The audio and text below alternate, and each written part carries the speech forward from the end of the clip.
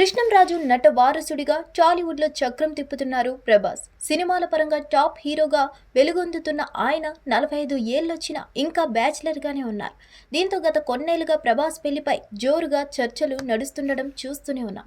Tollywood most eligible bachelor కావడం, పైగా అందం, ఆస్తి, స్టార్ స్టేటస్ ఇలా అన్నీ ఉన్నా ఆయన పెళ్లి చేసుకోకపోవడంతో అందరి కళ్ళు ఇతగాడిపైనే ఉన్నాయి.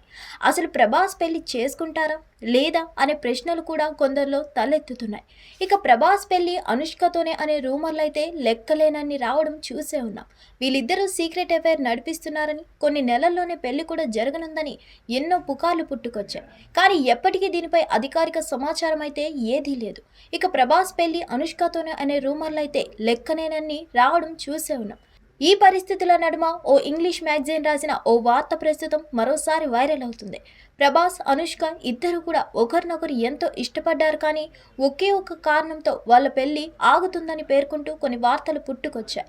ప్రభాస్, అనుష్క పెళ్లికి ఇరు కుటుంబాల అంగీకారం లభించినప్పటికీ వీరిద్దరి జాతకాలు కలవలేదని, అందువల్లే పెళ్లి ఏర్పాట్లు ఆగిపోయి మళ్ళీ ఇద్దరు దూరమయ్యారనే టాక్ అయితే ప్రస్తుతం బాగా వినిపిస్తుంది.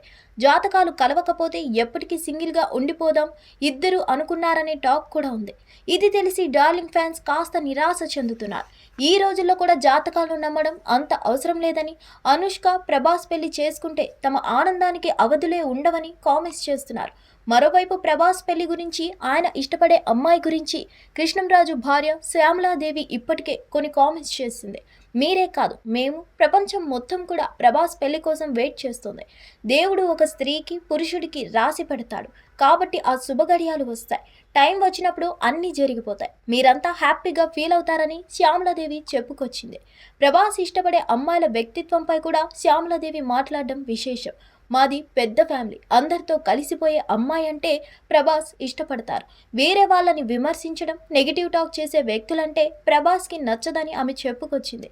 ఏదేమైనా ప్రభాస్ పెళ్లి అనేది మాత్రం టాలీవుడ్ వర్గాలకు $1 మిలియన్ ప్రశ్నగా మిగిలిపోయింది.